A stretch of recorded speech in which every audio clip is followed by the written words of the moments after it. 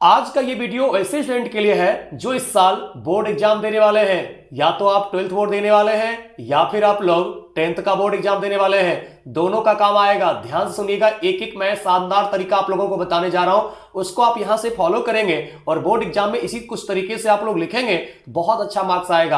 आप सभी का सपना होगा कि हम लोगों को बोर्ड एग्जाम में बहुत अच्छा मार्क्स आए। आपके पेरेंट भी आपसे एक्सपेक्टेशन रखते हैं और पेरेंट गर्व के साथ बताते भी है सोसाइटी में कि मेरे बच्चे को, मेरी बच्चियों को इतना मार्क्स आया है, आपके बच्चे को कितना आया है। और बहुत ही इतराते हैं अगर बच्चे को अच्छा मार्क्स आ जाता है तो अगर आप भी अपने पेरेंट को चाहते हो कि आप उनको खुशी दो, आप चाहते हो कि आपके पेरेंट आप पे गर्व करे, तो आप लोग ध्यान से यहां से देखिएगा बोर्ड एग्जाम में हम लोग कैसे अच्छे मार्क्स ला सकते हैं। देखिए, सबसे पहली बात कहीं भी होता है ना, first impression is the last impression होता है ना।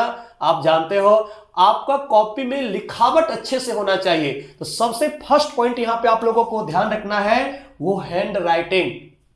अगर आप लोगों का थोड़ा हैंड राइटिंग गंदा है तो थोड़ा उसमें स्पेस बना करके आप लोग लिखने की कोशिश करेंगे और साफ साफ लिखने की कोशिश करेंगे, जिससे कि टीचर उसको पढ़ पाए। क्योंकि आप सामने में नहीं बैठे हुए वहां पे टीचर को समझाने के लिए, आपको सामने से बैठ करके क्वेश्चन नहीं पूछ रहे टीचर, आपने अपने आप को उस कॉपी में रख दिया है। तो आपका पर्सनालिटी, आपका जो भी नॉलेज है वो दिखना चाहिए, झलकना चाहिए कॉपी में। तो अगर आप बहुत अच्छे स्टूडेंट हैं, खूब आपको नॉलेज है, लेकिन लिखावट आपका साफ साफ नहीं है, आप अपने बातों को साफ साफ कॉपी में रख नहीं पाते हैं, तो आपको बहुत अच्छा मार्क्स नहीं आएगा। तो अभी से ही आप सुधार करना स्टार्ट कर दीजिए और प्रत्येक दिन 2 पेज, 3 पेज, 4 पेज, 5 पेज, जितना आपको कैपेसिटी है, टाइम मिलता है, आप लिखना स्टार्ट करिए, तो आपका हैंड राइटिंग में सुधार आएगा। तो सबसे पहले आपको यहाँ पे इंप्रेशन दिखाना है आपको टीचर को, तो हैंड राइटिंग पे काम करना स्टार्ट कर दीजिए। ये सबसे फर्स्ट होता है।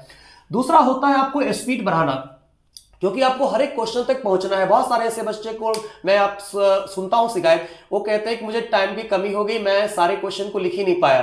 तो आपको अभी से ही लिख लिख करके प्रैक्टिस करना होगा और स्पीड को बढ़ाना पड़ेगा कि आपका स्पीड भी हो और राइटिंग भी अच्छा हो। दोनों काम एक साथ करना है कि राइटिंग भी अच्छा हो, स्पीड भी अच्छा हो। तो ये कैसे होगा? डेली हम लोगों को लिखने का प्रैक्टिस करना पड़ेगा। हम लोगों में से मैक्सिमम लोग क्या करते हैं कि सिर्फ ऑब्जेक्टिव क्वेश्चन का प्रैक्टिस करते हैं, लास्ट टाइम में सिलेबस खत्म हो जाता है, लिखने का प्रैक्टिस छूट जाता है। वैसे अगर क्लास चलते रहता है तब तो क्लास में टीचर आप लोगों को खूब लिखाते हैं तो लिखते हैं, लेकिन आप लोगों को जब सिलेबस कंप्लीट हो जाता है तो बोर्ड एग्जाम के लिए अभी से लिखने का प्रैक्टिस करिए, स्पीड बढ़ेगा, हैंड राइटिंग अच्छा होगा। उसके बाद आंसर लिखने का सही तरीका क्या है? देखिए, आंसर लिखने का सही तरीका में आप लोगों को ध्यान रखना होगा कि आप जब भी क्वेश्चन को स्टार्ट कर दें लिखने के लिए, पहले पेपर आपको मिलता है, क्वेश्चन पेपर आपको मिला, पूरे क्वेश्चन को आप पढ़ लीजिए, पूरे अच्छे से पढ़ लीजिए। ये नहीं कि जो फर्स्ट आया उसी से बनाना स्टार्ट कर दिए, पेपर को देखा भी नहीं। पूरे पेपर को आप लोग देख लीजिए क्या क्या क्वेश्चन है, और जो क्वेश्चन आपको लगता है कि मुझे सबसे अच्छे तरीके से आता है, बिल्कुल अच्छे तरीके से आता है, उससे आप स्टार्ट करिए। कोई जरूरी नहीं है कि हम लोग फर्स्ट नंबर क्वेश्चन है वहीं से स्टार्ट करेंगे। अरे आपको लास्ट से अच्छे तरीके से आता है, लास्ट से स्टार्ट करिए, बीच में से स्टार्ट करिए। जो क्वेश्चन आपको बहुत अच्छे तरीके से आता है, खूब प्रैक्टिस किया हुआ है, वहां से स्टार्ट करिए और उसको साफ साफ लिखिए, इतने अच्छे तरीके से उसको लिखिए। हेडिंग दीजिए, अगर उसमें फिगर देने वाला है तो फिगर बनाइए, उसमें अगर ग्राफ कोई है तो ग्राफ दीजिए, जो भी है उसको अच्छे तरीके से लिखिए। और जब भी आप लिखें, एक क्वेश्चन का आंसर लिखने के बाद जब दूसरे क्वेश्चन का आंसर लिखना स्टार्ट करते हैं तो ध्यान दीजिएगा, कम से कम 2 लाइन जरूर छोड़ दीजिएगा। 2 लाइन आप लोग जरूर छोड़ दीजिएगा। उससे क्या होगा, एक क्वेश्चन का आंसर यहां पे आप लोगों ने लिख दिया तो थोड़ा गैप दिखेगा, टीचर आपको दूसरे क्वेश्चन का यहां से आप चेक करना स्टार्ट करेंगे।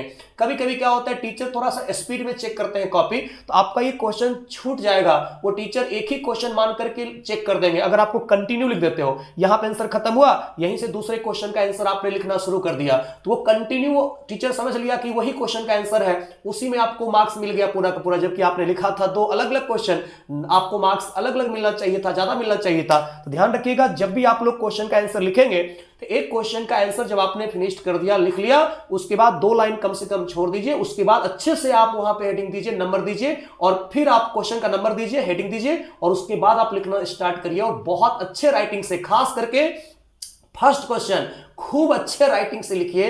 वैसे आप ऐसे क्वेश्चन का सिलेक्शन कर लीजिए जो आपको बहुत अच्छे तरीके से आता हो, उसमें ग्राफ बन सकता हो, फिगर बन सकता हो, तो उसको दिखाइए और बनाइए। और एक क्वेश्चन लिखने के बाद दूसरे क्वेश्चन के स्टार्ट करते हैं, 2 लाइन जरूर छोड़िए। इस तरीके से लिखने का तरीका होता है। वही हमने आपको कहा है कि अगर उसमें हेडिंग आ सकता है, हेडिंग आप दीजिए कि क्या लिखने जा रहे हैं, कौन सा क्या वहां पे क्वेश्चन का आंसर है, उसका हेडिंग वगैरह लिखिए। अगर फिगर बन सकता है, फिगर पर दिखाइए खूब अच्छे राइटिंग से, और उसका फिगर में क्या क्या वहां पे नाम है, कहां पे क्या है, उसको इंडिकेट करिए। उसके बाद ग्राफ अगर हो सकता है, फिजिक्स वगैरह है तो उसमें ग्राफ वगैरह को जरूर दिखाइए। और उसके बाद होता है फियर को हटा के रखिए। अगर आप लोग फियर रखेंगे एग्जामिनेशन हॉल में, या फिर अभी आप तैयारी कर रहे हैं, इसमें अगर आप फियर रखेंगे, डर रखेंगे, तो डर आपके अंदर अगर रहेगा एग्जामिनेशन हॉल में खास करके, तो आप कंफर्टेबल नहीं रह पाएंगे, आप लिख नहीं पाएंगे। क्योंकि डर सबको लगता है, गला सबका सूखता है, डर सबका लगता है, लेकिन डर के आगे जीत है। तो आपको क्या करना पड़ेगा, डर को हटाने के लिए एक ही उपाय है जो मैं आप लोगों को नीट के प्रिपरेशन के लिए बताता हूं, वही यहां पे बताने जा रहा हूं। आप लोग प्रीवियस ईयर के क्वेश्चन का प्रैक्टिस करिए। इससे आप लोगों को फायदा यह होगा कि पता चलेगा किस तरीके का क्वेश्चन आया हुआ है पिछले 5 साल 10 साल में। जो भी है उस क्वेश्चन को निकालिए, उसको सॉल्व करिए, और उसी पैटर्न पे क्वेश्चन फिर रहेगा, उसी तरह का क्वेश्चन रहेगा। लिखने का प्रैक्टिस करिए, लिखिए अच्छे राइटिंग से, उसको आप लोग ग्राफ बनाने का, फिगर बनाने का, हेडिंग देने का, इस तरीके से आप प्रैक्टिस करिए। अभी से ही लग जाइए।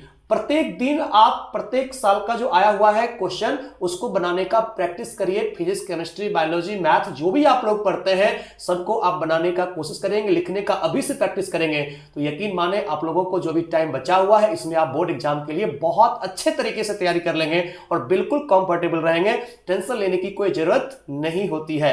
लेकिन प्रैक्टिस आप सुधार कर लीजिए। जो भी यहाँ पे मैंने बात बताया है, इसको आप फॉलो करेंगे तो मुझे यहां तक लगता है आपको बहुत अच्छा मार्क्स आ जाएगा, नंबर की बारिश हो जाएगी, और आपको पेरेंट कहेंगे, आपके पेरेंट सोसाइटी में गर्व के साथ कहेंगे, मेरे बच्चे को इतना आया है, आपके बच्चे को कितना आया है। ठीक है ना, ऐसा होगा। और फिर मैं आप लोगों को इसके आगे कुछ और बात होती है जो कि मैं आपको बताऊंगा। तब तक इसको फॉलो करने की कोशिश करिए। प्रीवियस ईयर के क्वेश्चन को निकाल करके जरूर बनाइए, बोर्ड एग्जाम के लिए भी आपको बहुत फायदा करेगा। Okay, thank you everyone. जय हिंद, जय भारत, वंदे मातरम।